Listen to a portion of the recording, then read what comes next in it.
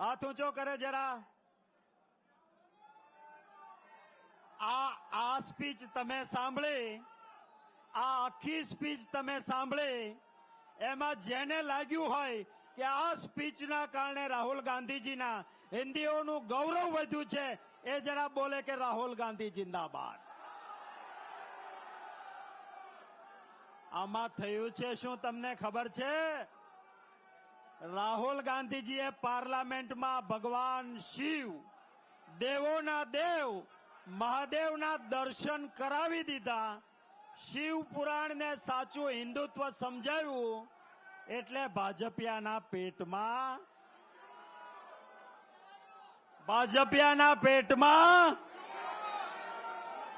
અને એટલે શું કર્યું? ઓલી નાની વિડીયો કાપી, જેમાં શું કહ્યું હતું રાહુલજીએ કે હિન્દુ ક્યારે હિંસક ના હોય। આ તમે પીઠ્ઠું બનીને બેઠેલા હિન્દુઓના ठेकेदार बनीने बैठेला हो, हिंसा फैलावीने हिंदू ने बदनाम करो छो। कहू तो ने भैया माइक की मजा नहीं है, क्या कर रहे हो आप? त्यारे आपणे सौवे कांग्रेसना कार्यकर्तानी ये जवाबदारी छे।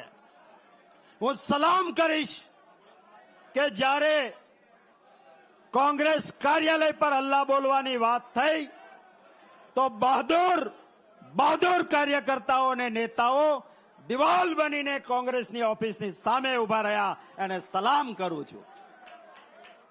आ ए बब्बर शेर छे कांग्रेसना। भाजपवाळा हिंसा करवा आव्या हता, पण एमने खबर नथी के आ ए विचारधारा छे जे अंग्रेजोनी लाठी गोळीथी नहोती डरी, अने आ ए विचारधारा महात्मा गांधीनी आगेवानीमां लड़ी हती। આજે આ જ વિચારધારા રાહુલ ગાંધીની આગેવાનીમાં લડી રહી છે।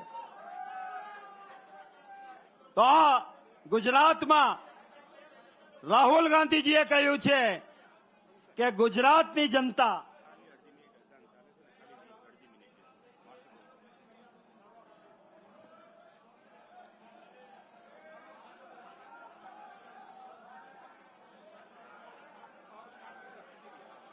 ત્યારે હું આપ સૌને કહું છું કે કોંગ્રેસ ગુજરાતમાં જીતશે, એ રાહુલ ગાંધીજીના શબ્દો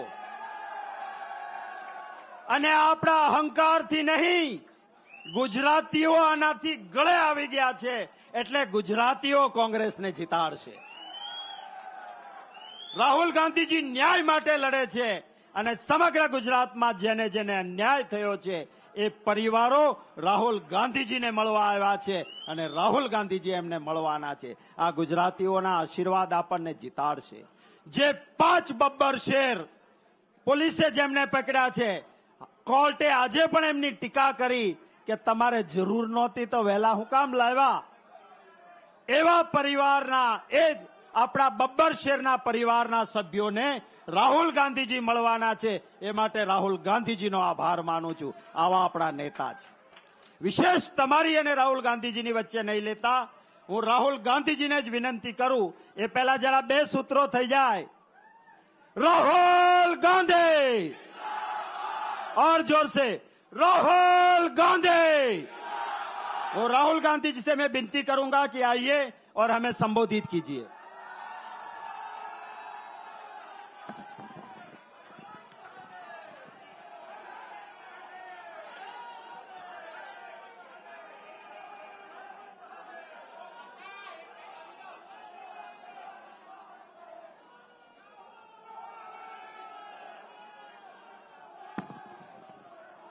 मुकुल वासनिक जी,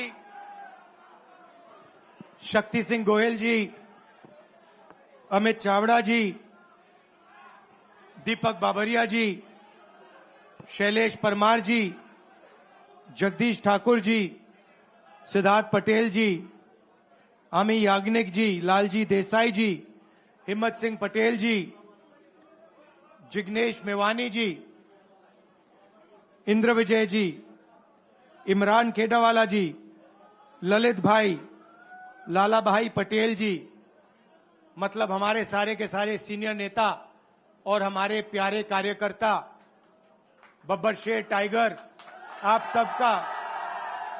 आप सबका यहां मैं बहुत दिल से स्वागत करता हूं।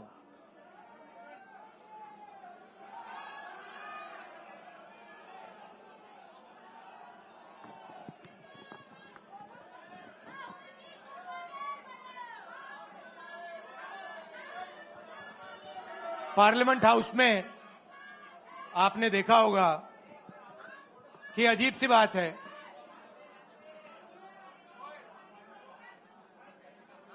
बीजेपी की जो पूरी मूवमेंट थी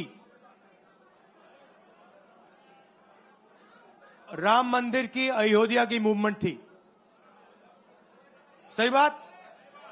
शुरुआत अडवाणी जी ने की थी, रथ यात्रा हुई थी, उसमें आपने अडवाणी जी को रथ पे देखा था। कहा जाता है कि नरेंद्र मोदी जी ने उस यात्रा में अडवाणी जी की मदद की थी। इनकी शुरुआत वहां हुई, राइट? ठीक है। रथ यात्रा चली और पार्लियामेंट में मैं सोच रहा था कि उन्होंने राम मंदिर का इनॉग्रेशन किया और राम मंदिर के इनॉग्रेशन में अदानी जी दिख गए, अंबानी जी दिख गए, मगर गरीब व्यक्ति वहां कोई नहीं दिखा। आपने देखा होगा, टीवी पे देखा आपने। अब उसका नतीजा बताता हूं। पार्लियामेंट में मैं यहां बैठता हूं, यहां पे अयोध्या के एमपी बैठते हैं। देखा आपने उनका चेहरा? इंडिया गठबंधन के हैं, है ना? मैंने उनसे पूछा कि भैया आप मुझे एक बात समझाओ, ये बीजेपी ने अपनी पूरी पॉलिटिक्स अयोध्या की पॉलिटिक्स थी। चुनाव के पहले इन्होंने राम मंदिर का इनॉग्रेशन किया, राम भगवान को पॉलिटिसाइज करने की कोशिश की, मीडिया में फैला दिया। मैंने उनसे पूछा भैया एक बात बताओ, यह हुआ क्या कि उन्होंने राम मंदिर का इनॉग्रेशन किया और इंडिया गठबंधन अयोध्या में चुनाव जीत गया? यह हुआ क्या? और मुझे जवाब उन्होंने दिया, मैं ये जवाब आपको देना चाहता हूं। उन्होंने कहा राहुल जी, मुझे पता लग गया था, तकरीबन 6 महीने पहले मुझे पता लग गया था कि मैं अयोध्या से लड़ूंगा, और जिस दिन मुझे पता लगा उस दिन मुझे यह भी मालूम था कि मैं सिर्फ लड़ूंगा नहीं, इंडिया गठबंधन अयोध्या से जीतने जा रहा है। मैंने कहा कि आपको कैसे मालूम? पूरी देश में, मीडिया में, सब जगह राम मंदिर का इनॉग्रेशन हुआ, तो आपको कैसे मालूम? उन्होंने कहा कि राहुल जी, जब मैं अयोध्या में लोगों से बात करता था तो मुझे अयोध्या के लोग सिर्फ 2-3 चीजें कहते थे। पहली बात कहते थे कि अयोध्या में मंदिर बनाने के लिए, क्लीन अप करने के लिए बहुत सारे लोगों से जमीन ली गई, बहुत सारे लोगों की दुकानें, घर तोड़े गए, और आज तक जिन लोगों के घर छीने गए, तोड़े गए, दुकानें तोड़ी गई, आज तक उनको नरेंद्र मोदी जी ने कॉम्पनसेशन नहीं दिया। पहली बात। जहां भी वो जाता था लोग उनसे कहते थे हमारी जमीन छीनी गई, सरकार ने हमें मुआवजा नहीं दिया। दूसरी बात, अयोध्या का इंटरनेशनल एयरपोर्ट बना, बड़ा एयरपोर्ट, जमीन किसकी गई? अयोध्या के किसानों की जमीन गई। आज तक उनको सही मुआवजा नहीं मिला। और तीसरी बात इन्होंने बताई मुझे, तीसरी बात राहुल जी, अयोध्या की जनता को बहुत गुस्सा आया जब उन्होंने देखा कि राम मंदिर के इनॉग्रेशन में अयोध्या का एक भी व्यक्ति नहीं था। यह कारण थे। मगर मैं आपको यह कहानी क्यों बता रहा हूं? क्योंकि जो मूवमेंट अडवाणी जी ने चालू की थी, उस मूवमेंट को, जिसका सेंटर अयोध्या था, उस मूवमेंट को इंडिया गठबंधन ने अयोध्या में हरा दिया है। बहुत बड़ी बात कह रहा हूं। मतलब इनका पूरा जो सेंटर था, वहां पे हमने, आप जैसे कार्यकर्ताओं ने, कांग्रेस पार्टी के कार्यकर्ताओं ने, और आप जाके पूछिए वहां पे समाजवादी पार्टी के किसी भी नेता से पूछ लीजिए और वो आपको बताएगा कि कांग्रेस पार्टी का कार्यकर्ता बब्बर शेर जैसे हमारे साथ खड़ा हो गया था, 1 इंच पीछे नहीं हटा। तो अयोध्या में कांग्रेस पार्टी ने, इंडिया गठबंधन ने इनको हराया है। तो अगला स्टेप क्या है? अब इन्होंने क्या किया? अच्छा, अंदर की बात बताता हूं। अब यहां आया हूं, परिवार से बात हो रही, तो अंदर की इनसाइड ट्रैक बता देता हूं।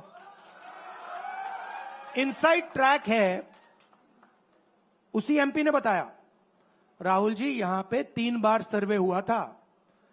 नरेंद्र मोदी जी वाराणसी से नहीं लड़ना चाहते थे, नरेंद्र मोदी जी अयोध्या से लड़ना चाहते थे। उनके सर्वेयर आए, 3 बार आए, नरेंद्र मोदी जी आए, और सर्वेयर ने उनको कह दिया, नरेंद्र मोदी जी अगर आप अयोध्या से लड़ेंगे, आप अयोध्या में हारेंगे। आप अयोध्या में मत लड़िए, क्योंकि अगर आप लड़ गए, आपका राजनीतिक करियर अयोध्या में खत्म हो जाएगा। इसलिए अयोध्या से नहीं लड़े, वाराणसी से लड़े। और वाराणसी में हमने 1-2 छोटी गलती कर दी, नहीं तो वहां उनको निपट लेते। मतलब आप देखिए, अयोध्या में उन्हीं के लोगों ने उनसे कहा कि हारोगे, और काशी में कितने से जीते? 1 लाख वोट से जीते। मतलब जान बचा के निकले हैं। सच्चाई है। जैसे मैंने पार्लियामेंट हाउस में कहा, हमारा काम, ये जो लगा रखा है मैंने आज, ये जो चिन्ह लगा रखा है, इसको क्या कहते हैं? अभय मुद्रा कहते हैं। ये आपका चिन्ह है, इसको भूलो मत। आप आज वापस जाओगे, अलग अलग धर्म के लोग हो आप, हर धर्म में यह चिन्ह आपको दिखाई देगा। गुरु नानक जी की फोटो देखिए, महावीर की देखिए, बुद्धा की देखिए। इस्लाम में भी, जैसे मैंने पार्लियामेंट में कहा, दुआ मांगी जाती है, दोनों हाथ से ऐसे मांगी जाती है। आप शिव जी की फोटो देखिए, उसमें आपको यह दिखाई देगा। और इसका मतलब है डरो मत, डराओ मत। और मैं आपसे यहां कहने आया हूं, इन्होंने आपके ऑफिस पे, आपके कार्यकर्ताओं पर आक्रमण किया है। अब आपको डरना नहीं है, डराना नहीं है।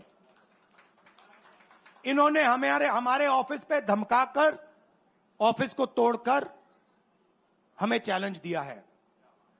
चैलेंज क्या है? गुजरात के चुनाव में मैं आपको बता रहा हूं, हम सब मिलकर इनको गुजरात में हराने जा रहे हैं। जो हमने कहा, और लिख के ले लो, कांग्रेस पार्टी की जो आत्मा है वो गुजरात के चुनाव में लड़ेगी, और नरेंद्र मोदी और बीजेपी को गुजरात में, जैसे हमने अयोध्या में हराया है, वैसे ही हम गुजरात में इनको हराने जा रहे हैं। कौन हराएगा? हमारे लीडर हराएंगे, हमारे बब्बर शेर टाइगर हराएंगे। आप देख रहे हो, मैं बता रहा हूं आपको, देखो 50% आप में से लोग, 50% आप क्या सोच सकते थे, मैं आपको पूछता हूं, आप क्या सोच सकते थे चुनाव से पहले? आप सोच सकते थे कि अयोध्या में बीजेपी हारेगी ना?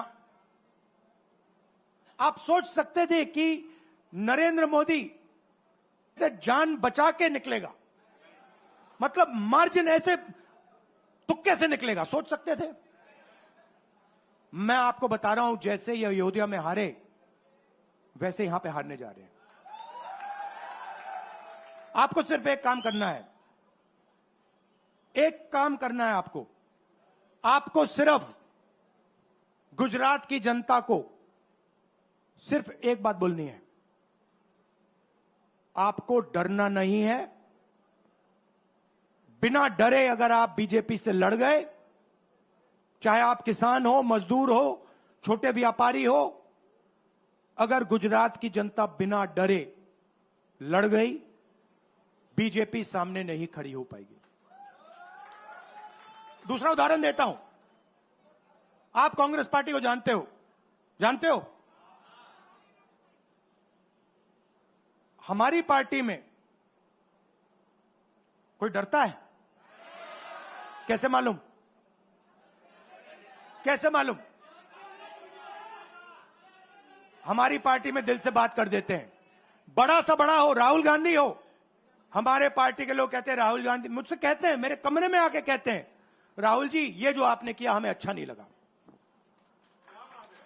कहते हैं, मैं बता रहा हूं आपको, और मैं कहता हूं आपने सही बोला, इस बार मैंने ऐसे नहीं करना था, जो आप बोल रहे हो वैसे करना था। हम डरते नहीं है, ना हमारे कार्यकर्ता हमें बोलने से डरते हैं, ना हम अपनी कार्यकर्ता की बात सुनने से डरते हैं, ना हमारा कार्यकर्ता हमसे डरता है। अब देखिए, मैं आपको रियलिटी बता रहा हूं। बीजेपी में नरेंद्र मोदी बैठे हैं, उनकी पूरी टीम बैठी है उनके सामने। मैं आपको इंटरनल बात बता रहा हूं, उनमें से कोई नरेंद्र मोदी को नहीं चाहता, मगर कोई नहीं चाहता, मतलब पूरी लीडरशिप टीम देख लो, आगे बैठी है। मैं बता रहा हूं आपको, अंदर की बात बता रहा हूं, इनसाइड ट्रैक दे रहा हूं, कोई नहीं चाहता, मगर दम नहीं है, डरते हैं।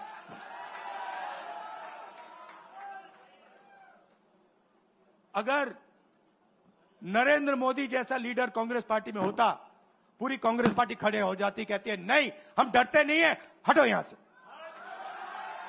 मगर उनकी पार्टी में दम ही नहीं है, उनके कार्यकर्ताओं में दम नहीं है। आप देखो ना, एक आदमी खड़ा है वहां पे, सबकी हवा निकल गई, मतलब कार्यकर्ताओं की हवा निकल गई, आरएसएस की हवा निकल गई, सारे लीडर्स की हवा निकल गई। सच बोल रहा हूं ना। और हमारे मतलब छोटा सा छोटा कार्यकर्ता होता है, टाइगर होता है, आता है कांग्रेस प्रेसिडेंट के सामने, आता है राहुल गांधी के सामने, आता है, कहता है भैया मेरे दिल में ये बात है, आपको ना लगे मैं तो बोल रहा हूं। तो ये है कांग्रेस पार्टी। अंग्रेजों के साथ ये खड़े हो गए थे सारे के सारे आरएसएस वाले। हम लड़े थे, हम लड़े थे, हमने कहा, देश से हमने कहा था डरो मत, डराओ मत, हमने कहा था। बीजेपी के लोगों ने हाथ जोड़ के कहा था भैया डर गए हम, जो करना है कर लो। तो आप अपनी हिस्ट्री समझो, जो डर की भावना होती है ना, वो आप में नहीं है, उनमें है। और इसी के कारण मैं आपको बता रहा हूं, कांग्रेस पार्टी गुजरात में जीतेगी और गुजरात से ही नई कांग्रेस पार्टी बनेगी। क्योंकि कांग्रेस पार्टी, मैं गहरी बात बोल रहा हूं, मैं ऐसी आलतू फालतू बात नहीं करता हूं। देखिए, कांग्रेस पार्टी बनी कहां थी? मतलब हमारे जो सबसे बड़े नेता थे, जिन्होंने रास्ता दिखाया था। आप क्या सोचते हो, जब यहां अंग्रेज राज करते थे, क्या डर नहीं था? गुजरात के व्यक्ति ने कहा था, महात्मा गांधी ने देश को कहा कि देखो, डरो मत, डराओ मत। और आग गुजरात से शुरू हुई थी। और आज अगर कांग्रेस पार्टी है तो वो पार्टी, वो भावना, वो सोच गुजरात से शुरू हुई थी। इसीलिए जब इन्होंने हमारा ऑफिस तोड़ा, मैंने सोचा भैया मौका मिल गया, अब हम इनको सबक सिखाएंगे। जैसे इन्होंने हमारा ऑफिस तोड़ा, वैसे ही हम उनकी सरकार को तोड़ने जा रहे हैं। अच्छा, अब मैंने डरो मत की बात करी, मगर एक शिकायत भी है। एक शिकायत भी है। यह भी नहीं है कि कांग्रेस पार्टी गुजरात में कमियां नहीं है, ये कहना पड़ेगा, कहना पड़ेगा। कमी क्या है? एक कार्यकर्ता ने मुझे बहुत अच्छी तरह बताया, कांग्रेस पार्टी के कार्यकर्ता ने, राहुल जी, कहता है मुझे, राहुल जी, ये कांग्रेस पार्टी में एक मुश्किल है, दो तरीके के घोड़े होते हैं। एक रेस का घोड़ा होता है, दूसरा शादी का घोड़ा होता है। ये आप कभी कभी कांग्रेस पार्टी क्या करती है, रेस के घोड़े को शादी में भेज देती है और शादी के घोड़े को रेस में लगा देती है। तो उसने कहा ये आप बंद करा दीजिए, रेस के घोड़े को आप रेस दौड़ाइए और शादी के घोड़े को आप शादी में भेजिए। तो ये हमें गुजरात में करना है। जो रेस का घोड़ा है, जो तैयार है, दौड़ने के लिए तैयार है, उसको रेस में लगाना चाहिए। और जो हमारे शादी के घोड़े हैं, जो हैं, वो हैं, उनको हमें शादी में, बारात में नचा देना चाहिए। तो अब मेरा कहना है कि यह काम सीरियसली करना है। हम पिछले चुनाव में, आप भी जानते हो, मैं भी जानता हूं कि हम बीजेपी से पिछले चुनाव में नहीं लड़े थे, ठीक से नहीं लड़े थे। उससे पहले चुनाव में 2017 में हम 3 महीने कह लो, 4 महीने कह लो, 4 महीने 3 महीने हम लड़े और नतीजा आपने देखा।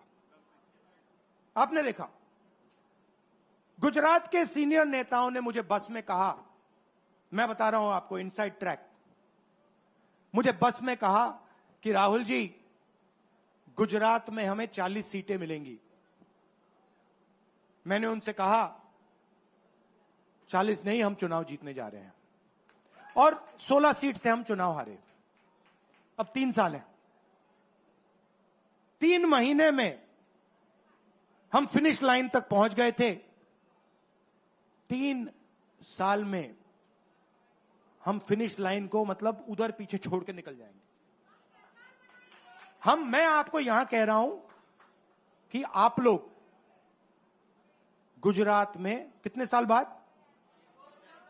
30 साल हो गए, 30 साल हो गए, मैं आपको बता रहा हूं, मानो ना मानो, आप में से 50% अभी मान रहे हैं और 50% कह रहे हैं नहीं भैया नहीं होगा।